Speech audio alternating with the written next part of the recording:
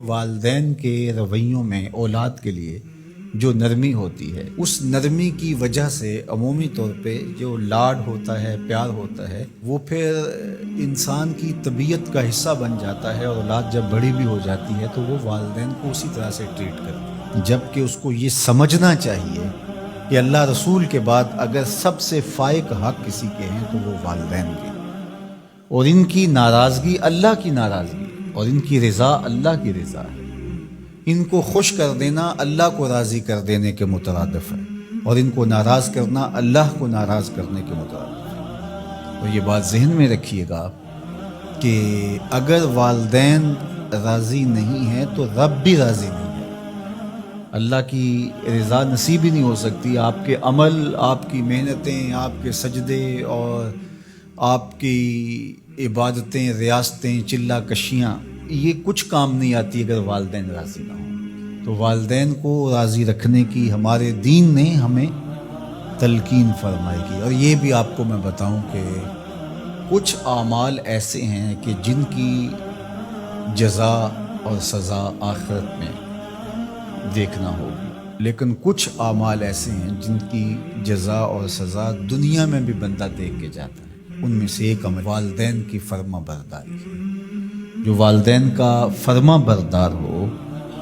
آپ اس کی پگڑی کا کلس کبھی نیچا ہوتے نہیں دیکھیں گے، اور وہ گناہ جس کی سزا آخرت میں تو ہے ہی ہے، دنیا میں بھی ضرور ملتی ہے، وہ والدین کی نافرمانی۔ اس شخص پہ نشان لگا لیں جو ماں باپ کا بے ادب اور گستاخ ہو، آپ اس کو دنیا پہ بھی رسوا ہوتا پائیں گے، دنیا پر بھی وہ سرخرو نہیں ہو سکے گا۔ دنیا کے اوپر جتنے لوگ بھی سرخرو ہوئے ہیں، کامیاب ہوئے ہیں، چاہے وہ مسلمان ہیں چاہے وہ کافر ہیں، آپ اگر ان کی تاریخ پڑھیں تو آپ کو نظر آئے گا کہ ان کے پیچھے ان کے والدین کی دعائیں ہیں۔ اگر والدین کی دعائیں نصیب ہیں تو انسان سرخرو ہوتا ہے، اور اگر والدین کی دعائیں حاصل نہیں ہو پاتی تو محنتیں بھی انسان کی عکاس چلی جاتی ہیں۔ تو یہ وہ نیکی ہے، یہ وہ عمل ہے کہ جس کا صلہ دنیا میں بھی اور آخرت میں بھی ملتا ہے، اور یہ بدعملی والدین کی نافرمانی ایسا جرم ہے کہ جس کی سزا دنیا میں تو ہے ہی ہے، آخرت میں بھی اور دنیا میں دونوں میں اس کو جو ہے وہ حاصل کرنا پڑتی ہے۔ والدین نیکوکار ہوں، صالح ہوں، پاکیزہ عمل ہوں تو ان کی تو عزت اولاد کرے گی ہی کرے گی، والدین برے ہی کیوں نہ ہوں، یا والدین بہت گناہ گار ہیں، شرابی ہیں اور بدکار ہیں اور اعمال بد ہیں، تو ان کی توہین نہیں کی جائے گی، اور اس بد اعمالی کی وجہ سے ان کے لیے دعائے خیر کی جائے گی۔ حتیٰ کہ والدین کافر بھی ہوں تو ان کا کفر اپنی جگہ پہ، لیکن اولاد ان کافر والدین کی بھی توہین نہیں کرے گی،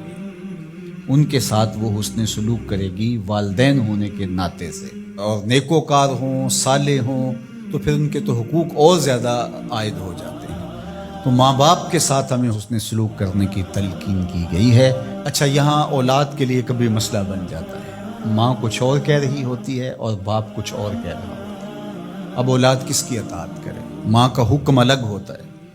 اور باپ کا حکم اس سے مختلف ہوتا ہے، دونوں کے حکموں کو ساتھ لے کر اولاد نہیں چل پاتی۔ اب کیا کرے؟